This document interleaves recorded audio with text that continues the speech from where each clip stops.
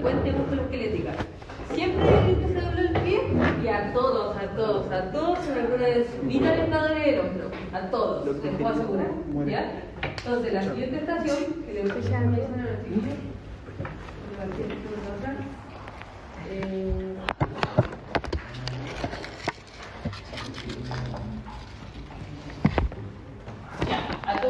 La siguiente estación, perdón, es hombro y codo, ¿ya? Me interesa más hombro que codo, ¿ya? Entonces, cuando yo hablo de hombro, englobo todo en un síndrome de hombro doloroso, porque el hombro es una estructura súper compleja, tiene muchas estructuras anatómicas, tiene muchos tests, y yo no les voy a pedir que se lo aprendan, ¿ya? Pero que sí sepan discriminar con el examen físico para dónde va más o menos la cosa. ¿Ya? Entonces, un paciente que tiene dolor y restricción de movimiento, que son los elementos patognomónicos de un síndrome doloroso. Eso es lo que nosotros le decimos así como la unidad diagnóstica. Yo no sé qué es, yo no sé si tiene una gastritis adhesiva, si tiene una tendinitis del supraespinoso, si, no sé, tiene un síndrome de hombro doloroso. Lo vamos a averiguar durante el examen físico. ¿Ya? Entonces, ¿qué es lo que tienen que saber de los estabilizadores de hombro? Primero, las articulaciones que componen el hombro. Esta es la parte donde usted habla. La glenohumeral, la clavicular y la escápula torácica, que es una pseudoarticulación, ¿ya? Que tiene menos movilidad. Lo siguiente, y es como pregunta típica también, los músculos del martillo rotador.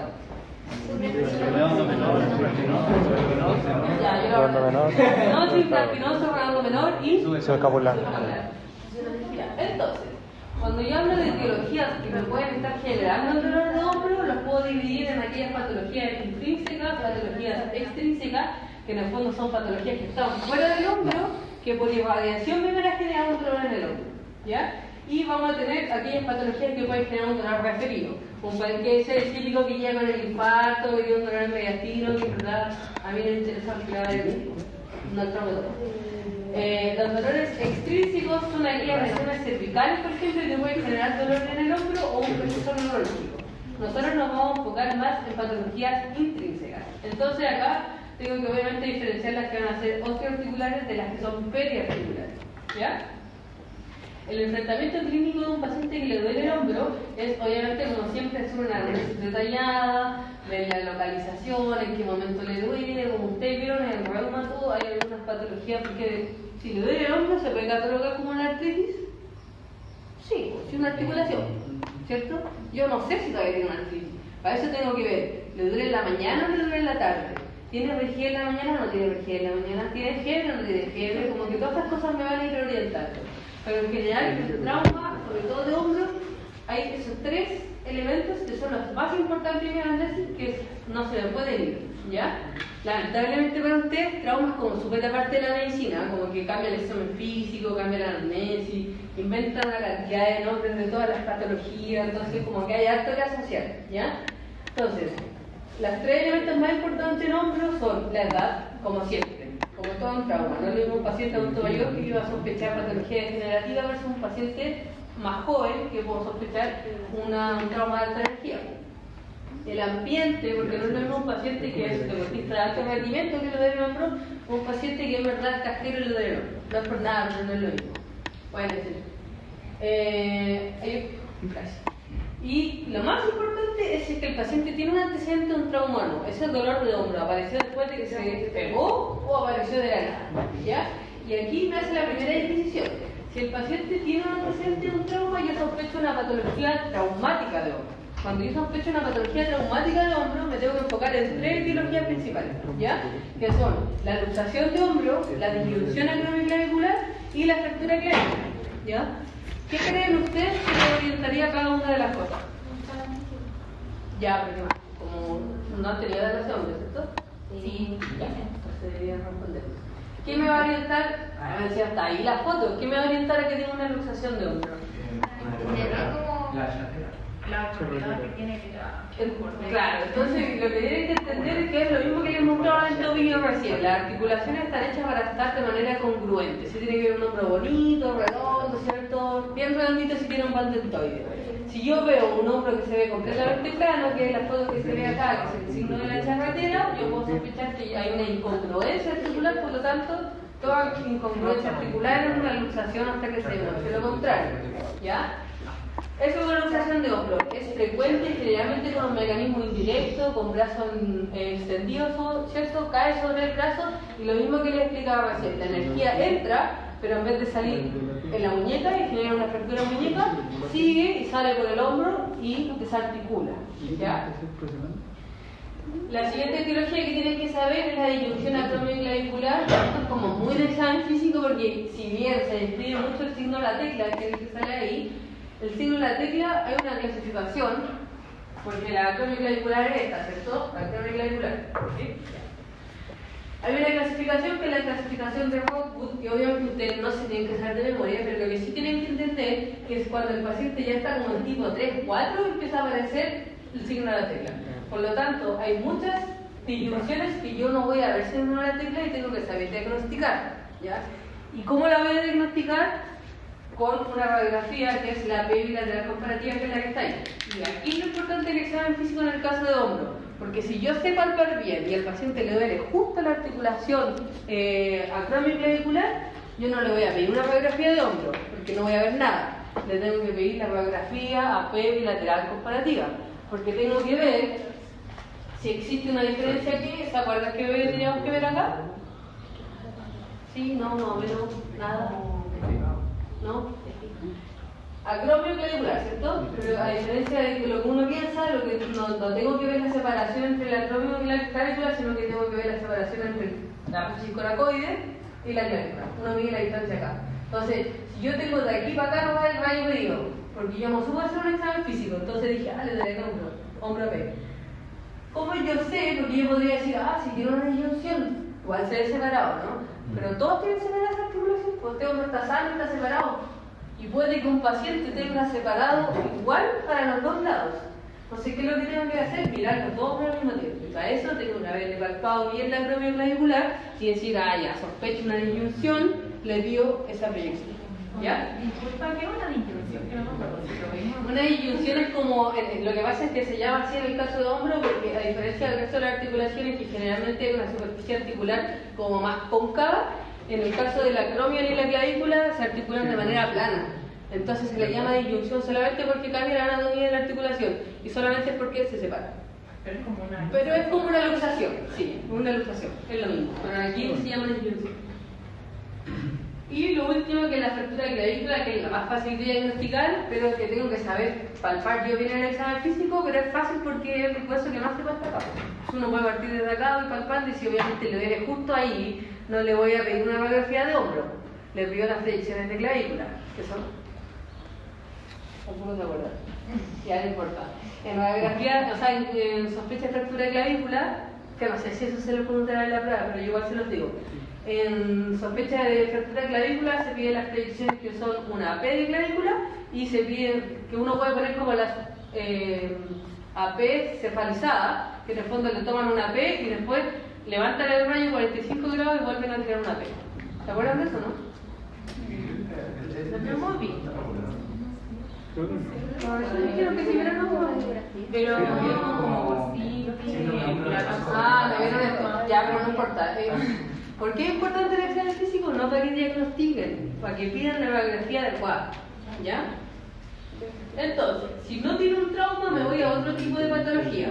Por ejemplo, que tenga una tendinitis, que tenga artrosis, que tenga una disquinesia, que tenga capsulitis adhesiva.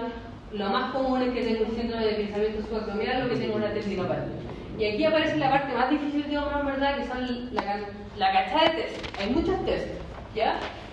¿Para qué me guían estos test? Para yo saber si es que existe una tendinitis o no y de qué músculo existe la tendinitis. ¿Ya? Pero esto principalmente es para la derivación, porque en general yo lo primero que tengo que ir a descartar es como patología traumática. Si tiene una patología traumática que te identifique, para el trauma. Si no, la manejo yo. La tengo que manejar yo. ¿Y cómo se maneja toda patología traumática en la fractura? Reposo antiinflamatorio. En este caso no le voy a hacer compresión, porque no le puedo hacer compresión, pero sí tengo que mandar al KINE. ¿Y yo cómo voy a saber que le duele de todo el hombro? Con todos estos test. ¿Ya? Entonces, ya Vicente, ven a verme. Yo no sé si me irán a contar los test de hombro, que son muchos, ¿ya? Pero lo que sí tengo que saber identificar son de dónde hasta dónde, perdón, ¿Ya? Hasta dónde se mueve el hombro y qué podría estar involucrado según los movimientos. Entonces, primero, ¿cuáles son los movimientos que hace el hombro? Ya, voy a ver, no lo voy a decir. ¿Qué está haciendo ahí? Haciendo flexión de hombro. Flexión de hombro. ¿Ahí? Extensión de hombro, ¿cierto? Y ya va a hacer como más combinado, entonces en verdad no son importantes, pero sí, flexión, extensión, y ya después se mezcla la abducción, ¿cierto? Entonces, están los diferentes tests que me van a orientar hacia cuáles de todos los tendones son los que le duelen. Yo puedo partir de lo más general a lo más específico. Yo puedo partir de lo que debería hacer, de lo más general a lo más específico. Entonces, lo primero es que yo puedo evaluar el espacio subacromial, que vendría haciendo todo lo que está abajo del acromio. Abajo del acromio pasan una infinidad de tendones. Si ustedes en algún momento están aburridos en el tiempo, pueden mirar el DATE. Hay muchas cosas que pasan debajo del acromio. Entonces, es muy difícil que yo pueda decir, lo de la inserción del no sé cuánto. Es difícil, ¿ya? Pero yo siempre voy a partir de lo más general a lo más específico. Entonces, puedo hacer un test, el arco doloroso. Entonces, le pido al paciente, le pongo el brazo para el lado, ¿cierto? Y va a partir desde abajo, ¿cierto? Desde la cadera, que levante y que le avise dónde les duele. Si generalmente les dice que ahí les duele y acá les deja de doler. ¿Por qué creen ustedes que ahí, acá arriba les deja de doler?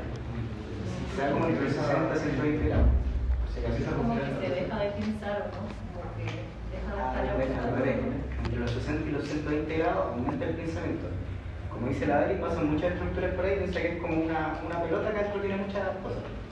De los 60 y 120 grados la pelota se achica, entonces te empieza a doler más. ¿Cachai? Que es como entre esto y esto. Pero acá arriba sí, pues deja de participar ya hombro y es más trapecio. Ya, siguiente, el test de Neil. ¿Qué le quiero decir? Ya, vamos a partir por el de... El de Hawkins Kennedy. Ya, entonces estoy acá y acá, ¿cierto? Está el espacio subacromial. El espacio subacromial, acá está la clavícula. Justo acá, termina la clavícula, abajo de eso, aquí. Hay algo ahí que le duele. ¿Cómo voy a saber yo? Lo que tengo que hacer es que este espacio, achicarlo. Y en el fondo provocar el dolor. Si yo le pido al paciente que está acá y le digo que lleve esto hacia abajo y le duele, yo puedo decir, un pensamiento subacromial. ¿Ya? Que significa que algo le duele en ese espacio. No sé qué, todavía no sé qué. ¿Ya? En general, todo eso hablan de espacio subacromial. Yo creo que este es como la que se van a poder acordar. No me interesa que se lo sepan todos. ¿Ya? Entonces, primero esto para saber si es que efectivamente le duele el hombro o le duele el trapecio, que puede ser, porque dijimos cierto que puede haber un dolor irradiado a hombro. Después, voy a ir a provocar el dolor achicando el espacio subacromial. Y después puedo ir a diferenciar cuáles de los músculos del magnito rotador es los que les duele. ¿Ya? ¿Saben cuál es el tendón del magnito rotador que más se lesiona? El supraespinal. Muy bien. Entonces en ese tiene que... es como lo más preguntable de todo. Como para que lo tengan en cuenta. Ya, empiezo yo. Entonces, estoy acá. Estoy acá, le pongo la mano aquí y le digo al paciente que levante contra resistencia. Levanta. Si eso le duele, yo puedo decir, es probable que tenga una tendinitis o algo en el supraespinoso. ¿Ya? Después, infraespinoso, la maniobra de Batet, que es, estoy acá, le pido al paciente que intente levantar, que en el fondo si se fijan como que uno siempre intenta provocar el dolor, y en general el dolor se provoca en rotación interna. Si estoy acá y tiene la mano en la guatita y le digo que lleve el codo hacia adentro y le duele, es probable que tenga una lesión en el infraespinoso. ¿Ya? En el subescapular está lo mismo el signo de Napoleón, pero es más fidedigno la maniobra de Herbert, que es acá atrás. Estoy acá, le digo al paciente que tenga la mano acá, yo se la separo y él tiene que ser capaz de mantener este espacio. Si el paciente se le cae hacia adentro, significa que o tiene acortado o tiene una tendinitis del subescapular. Y las maniobras de bíceps son las más fáciles, en verdad. Yo creo que más que saber cómo se le duele el supraespinoso, el infraespinoso, esto es lo más importante. Si le duele el magnito rotador o el bíceps, porque el bíceps no es del magnito rotador, ¿ya? Y no todos los cortes de tendón bicipital se operan. Entonces, ¿qué hace el bíceps? Principalmente flexión, pero supinación también, ¿ya? Entonces, ¿por qué es importante saber qué hace flexión y supinación? Porque los test hacen esto, ¿ya? Bueno, lo primero que yo le decía al físico, igual puedo marcar la corredera bicipital. El bíceps igual tiene más músculo, entonces cuesta más palparle porque en general queda tapada con el deltoide. Pero la mayoría de los pacientes que vienen lesionados no tienen músculo, entonces no se puede palpar bien. Si ustedes se palpan acá y hay una cosa que uno hace así y pasa entre medio así, uno siente que pasa como entre un labio, Esa es la carrera de visibilidad. ¿Ya? Entonces, dijimos que el bíceps hace flexión. Yo le pongo la mano acá y le digo que haga flexión contra resistencia. Si le duele, y generalmente les va a doler acá, es una tendinitis bicipital. Y lo otro que hace el bíceps es supinar, ¿cierto? Entonces yo le puedo poner la mano acá y le digo que supine contra resistencia para otro lado. Si supine contra resistencia también le va a doler, pero en verdad duele más la flexión que la supinación. ¿Ya? Entonces, ¿qué saber? Más que como saberse todos los test de hombre, lo que tienen que saber es descartar patología traumática, lo que tienen que salir sabiendo acá, descartar patología traumática y palpar qué es clavícula, qué es espacio subacromial, qué es bíceps, qué es húmero, qué es escápula. Y también como el setting de pacientes que presentan, generalmente son mujeres arriba de 40 años que refieren dolor nocturno, levantando cosas por sobre encima de la cabeza. Eso es como lo típico. ¿Entienden la diferencia como entre el pensamiento subacromial y la tendinopatía del manguito rotador? ¿No? ¿Sí? Más o menos. O sea que el pensamiento puede tener. O sea, ¿entienden bien la diferencia entre el pensamiento subacromial y tendinopatía del manguito rotador? ¿Sí? No. Literal, se piensa por lo menos. Ya, pero Como porque pasa por ahí esa es que la tendinopatía del manguito rotador es una afección a cualquiera de estos 4 tendones, ¿ya? Y esa afección puede ser desde una tendinitis por un pensamiento subacromial, por ejemplo, hasta una rotura completa del tendón. ¿Ya? Es un espectro de enfermedad, siendo como el pensamiento subacromial como la etapa inicial. Ahora, el pensamiento subacromial no necesariamente va asociado a la patología del manguito rotador, y eso igual lo tienen que saber diferenciar, ¿ya? Porque el manejo es distinto. Los pensamientos subacromiales, por ejemplo, se operan cuando el manejo conservador no anda en 3 meses. En cambio, la tendinopatía del manguito rotador, si hay una rotura traumática, se opera pues, dependiendo del riesgo de progresión que tenga la rotura. ¿Ya? Entonces tienen que aprender bien a diferenciar eso porque igual, no solo el tercero, sino que igual después se lo pueden preguntar en trauma o cuando pasen a ser primer en incorporar en la es como el tercer motivo de consulta más frecuente el trauma y es el principal motivo de consulta en uno. ¿Ya? Entonces tienen que saber bien diferenciar como entre el pensamiento subacromial y la tendinopatía del manguito rotador. Tienen que entender bien cómo la diferencia. ¿Ya? ¿Se entiende más o menos bien? ¿O no? El pensamiento es cuando el espacio subacromial se achica. Adentro de ahí está la inserción del tendón del supraespinoso, también pasa el tendón largo del bíceps, está la bursa subacromial. Entonces, cuando ese espacio se reduce por diferentes motivos, por ejemplo la edad, por ejemplo que te da artrosis de hombro, por ABC o de motivo, eso hace que el espacio se reduzca. Entonces te empiezan a comprimir esas estructuras y esas estructuras te empiezan a doler. Ahora, si es como algo súper agudo que dura poco, te va a generar una tendinitis, es decir, una inflamación transitoria.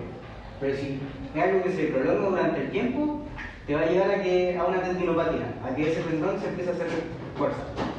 Porque imagínate tú que estés apuñalando un tendón todo el rato. Si lo apuñalas una vez ya se inflama y se va a recuperar, quizás. Pero si lo apuñalas un año entero, ese tendón le va a generar isquemia y se va a empezar a romper y no se va a recuperar nunca más. Y así va a poder empezar a agrandarse hasta llegar a una rotura completa del tendón, que también hay curas para eso. ¿Ya? Pero lo que yo les diría que se tiene es como el cuadro clínico típico, que es pacientes mayores de 40 años, generalmente mujeres, que presentan dolor nocturno. Al acostarse sobre el lado de afectado, por ejemplo, eso puede ser un pensamiento subacromial o una patología del manguito rotador. Y la diferencia igual entre ambas es que en el pensamiento subacromial, como no es una rotura como tal, hay una debilidad, por así decirlo, funcional. ¿Ya? La persona puede tener limitado el rango activo del movimiento, pero por dolor. Es decir, la persona puede mover todo el rango, pero le va a doler. En cambio, en una patología del manguito rotador, si es que si ese tendón no existe, se rompió totalmente, la persona va a tener el rango activo totalmente limitado. ¿Ya? Esas son varias diferencias. También, por ejemplo, se debería estar con radiografía, cuando ya hay como tendinopatía del manguito rotador, en la radiografía se puede ver como que la cabeza del húmero asciende y empieza a comprimir mal el espacio subacromial. Y eso no pasa en en un síndrome de pensamiento subacromial como inicial o no tan grave, por así decirlo. Oye, que ya cambiaron las labores de examen físico, tú quedas con los chiquillos para allá y después ya te quedas con la estación de hombro. Yo con ellos. ¿Ya? Examen físico, necesito que alguien muestre el hombro. No, pero es que tiene que ser hombro. Ya.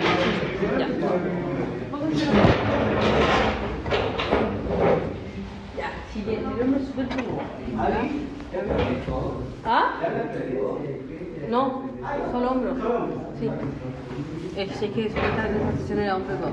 Entonces, lo que tienen que saber diferenciar es como palpar para saber qué paciente le tomo rayo y qué paciente yo con seguridad puedo decir como hay una tendinitis. Como médico general no es necesario saber cómo si es una tendinitis de no sé cuánto. Una tendinitis. El especialista ve qué cosa. Ya, para eso lo puedo estudio 3 años. Entonces, muy bien. Clavícula, parto de la esternoclavicular, y en general esto es más para como patología traumática, pero esto es lo que tienen que saber en verdad. Al paciente le puede doler la clavícula, le puede doler la esternoclavicular, sí, porque como vimos la energía puede entrar y puede salir por la muñeca, puede salir por el codo, puede salir por el hombro, y por eso les dije cuáles son las articulaciones del hombro, porque hay pacientes que la energía puede salir por acá y puede que al paciente le duela el hombro, pero en realidad tiene una disyunción acá. Entonces yo parto de mi examen físico desde la esternoclavicular, sigo toda la clavícula y aquí puedo identificar si le duele la clavícula o le duele el hombro. Sigo, enderezate un poquito, acá. Entonces yo a veces puedo llegar y decir, te duele ahí, y si le duele justo acá, no le duele acá, yo ya sé que es algo externoclavicular y no solo clavicular. Entonces yo sé que si le duele justo ahí no me sirve pedirle, por ejemplo, una radiografía de hombro, que no voy a ver nada. ¿Ya? Le pido una hombro bilateral comparativa. ¿Ya? Externoclavicular, ¿cierto? Acá, tú estás sintiendo, pues yo te estoy palpando, es para tus compañeros. Eso que está ahí, y ustedes se lo puedan, quiero que se lo palpen entre ustedes o a él, ya lo mismo, es la corredera bicipital. Entonces uno puede llegar ante un paciente y el paciente le puede decir, me duele el hombro. Y uno puede llegar a decir, ¿te duele ahí? Y de hacerle el test de speed o pedirle que flexione contra resistencia. Y yo puedo decir con seguridad que el paciente tiene una tendinitis del bicipital. ¿Ya? Entonces, tienen que saber palpar clavícula, espacio externoclavicular o articulación externoclavicular, corredera bicipital, ya estos deltoides y todas las demás son como pruebas. ¿Ya? Entonces, lo que me interesa del taller es que aprendan a palpar, a saber hacer un examen físico. Y puede que el paciente le duela por atrás, y generalmente cuando los dolores son como por atrás o son referidos hacia la región posterior de hombro, son ya más patología degenerativa, que tienen una tendinitis o que tienen artrosis o que tienen derechamente una contractura. Entonces atrás es súper fácil porque uno palpa y puede palpar todo el borde de la escápula. Si palpo del borde de la escápula hacia línea media, muscular. No me interesa saber dónde tiene la contractura. Tiene una contractura, pero no tiene nada en el hueso. Eso es lo que importa saber en traumatología, ¿ya? Y en test así como específicos, arco doloroso, para saber si es o no manguito rotador, porque si le duele acá abajo, poco probable que sea un manguito rotador. Ya tengo que ir a buscar otras cosas más extrañas. Si le duele acá igual, porque si le duele acá, ya sí es más probable que sea un manguito rotador, ¿ya? Si le duele justo la corredera bicipital y tiene flexión contra resistencia dolorosa y le duele el bíceps, probablemente tiene una tendinitis del bíceps, ¿ya? Ahí. Entonces, pálpense que ustedes identifiquen la estructura y en verdad con eso estamos de hombro. No es necesario que sepan más cosas, ¿ya? Espérenme, antes que eso, no les pasé codo, así que les voy a pasar codo a ustedes primero, ¿ya? En codos. ¿Cuál es la articulación del codo? Son 3 huesos. Húmero, un negroide, ¿cierto? Entonces, también es fácil palpar, porque si uno palpa por acá atrás están los epicóndilos, que son los humerales, ¿cierto? Entonces, y esto es pura anatomía. En general, si a uno le gusta la anatomía, esto es fácil. Si no te gusta la anatomía, van a sufrir, lamentablemente, ¿ya? Entonces, si yo tengo la mano así y le digo, extiende la muñeca, extiende la muñeca de hacer esto, ¿ya? Entonces, estos son los extensores. Es imposible que los extensores, si ustedes miran el brazo, los extensores no pueden ir para atrás, van acá. Entonces, si llega un paciente que les dice que les duele el codo, lo primero que yo tengo que ir a ver es como, ¿te duele por afuera el codo o te duele por adentro el codo? ¿Ya? En términos prácticos, lo mismo, porque lo voy a manejar igual. reposo, antiinflamatorio, hielo. Pero yo le puedo decir, obviamente, tiene una epicondilitis o tiene una fractura. Si se pegó, obviamente sospecho más patología traumática, le pido rayos, qué sé yo. En general la epicondilitis duele, todo lo que es epicóndilo lateral y lo que rodea, que son los extensores. Y aquí aparece un test que es el test de Cosen, ¿ya? Que en el fondo es la extensión contra resistencia. Puede que al paciente no le duela cuando yo le palpe, pero yo generalmente o palpo o le hago que haga el movimiento contra resistencia y eso duele. Entonces, si yo sé que por fuera van los extensores, le pongo la mano acá y le digo que le intente ganar a mi mano. Si le intenta ganar a mi mano y se reproduce el dolor, tiene una epicondilitis lateral. En general esta es la que le pasa a los tenistas, ¿ya? Y se maneja como toda patología traumática, con reposo, antiinflamatorio, hielo. Por el otro lado, si giramos para el otro lado y le digo que flexione la muñeca, acá aparecen los flexores que se insertan por medial. El Cosen invertido, es lo mismo. Le pongo la mano y le digo que le gane a mi mano. Si se reproduce el dolor, es una tendinitis. Que es lo importante diferenciar acá es cuando es del codo, lo que es importante es diferenciar. Cuando se pegó y hay fractura, que es súper obvio. Cuando hay una tendinitis, que es lo que les mostré recién, a cuando hay una neuritis o neuropatía, porque lamentablemente en el codo puede pasar que una contractura de alguno de los músculos de acá, no tienen que saber cuál, da lo mismo, puede que algún músculo o alguna inflamación de algún tendón comprima los nervios, ya porque los nervios pasan justo por pegadito a los epicóndilos. Entonces acá lo que yo tengo que saber diferenciar es si es que esta epicondilitis, generalmente la medial, que es la que más produce neuropatía, está generando una neuropatía o no. ¿Y por qué creen que me importa? ¿Por qué tengo que ir a buscar que tenga comprimido en un nervio? La medicina es súper práctica. Generalmente cuando algo no va a cambiar mi conducta, no busco. Eso, y yo creo que ustedes lo han visto con su práctica clínica. Cuando algo no cambia mi conducta, no me importa, no lo busco. Pero la neuropatía cambia conducta, porque se maneja diferente el dolor neuropático, ¿no? ¿Con qué se maneja? Con antidepresivo. O con pregabalina. ¿Ya? Entonces, obviamente, si tiene una neuropraxia, que la neuropraxia involucra cualquier cosa en el nervio, lo mismo que cosa, ya yo sé que el paracetamol con antiinflamatorio solo no le va a hacer nada, porque lo que tiene es, ya le va a desinflamar acá y se va a dejar de comprimir, pero el paciente ya se le inflamó todo el nervio. Entonces tengo que manejar como un dolor neuropático. Y aquí generalmente el paciente dice el que más se comprime es el mediano, que viene por acá, o el cubital, que son como la parte de la mano para acá. Entonces dicen que se les duerme el dedo, qué sé yo, y uno hace como, no sé si han escuchado el test de Tinel, muéstrame más la palma ahí, que en el fondo es como palpar el nervio y si se reproduce el hormigueo, uno puede decir, ah, ya, sí, puede que tenga comprimiento. Entonces, si yo le hago así, se reproduce el hormigueo, y le hago ya agárrenla a mi mano, y le duele acá, yo digo, ah, entonces tiene una epicondilitis medial que le está generando una neuritis. Y en el fondo solamente para saber que el manejo es con manejo analgésico, pero además como manejo neuropático del dolor. Es para eso. ¿Ya? Es alta información, lo sé, la tengo súper claro. Pero como que intentamos hacer lo que podemos para entregarle. ¿Ya? ¿Tienen alguna duda? Yo sé que ahora no, porque es alta información, pero si en algún momento tienen alguna duda, igual pueden escribirlo. ¿Ya? Tenemos que cambiar. Entonces, no sé si tienen alguna duda, quieren salir al examen físico antes de cambiar. Es que acá de pelvis, columna, mano. Creo que eso. ¿Con Fallen es suficiente? ¿No se puede? ¿Con Fallen es suficiente? Sí. Sí, en el fondo insisto, no tienen que saber quién músculo les duele, porque no cambia la conducta. ¿Ya? Entonces es saber si tiene una neuropatía o no. ¿No le produce nada? Entonces solamente el manejo antiinflamatorio.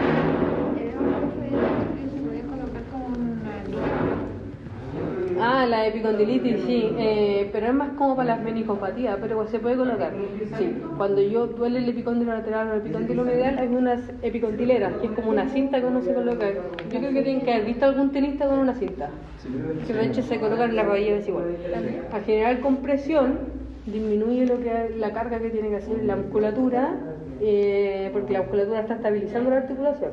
Entonces la banda o la epicondilera cumple la función de la musculatura y hace que la musculatura trabaje menos y por eso duele menos. Pero ahí es importante que le expliquen más a los pacientes que no se pueden volver dependientes de la epicondilera, que tienen que ir a quine.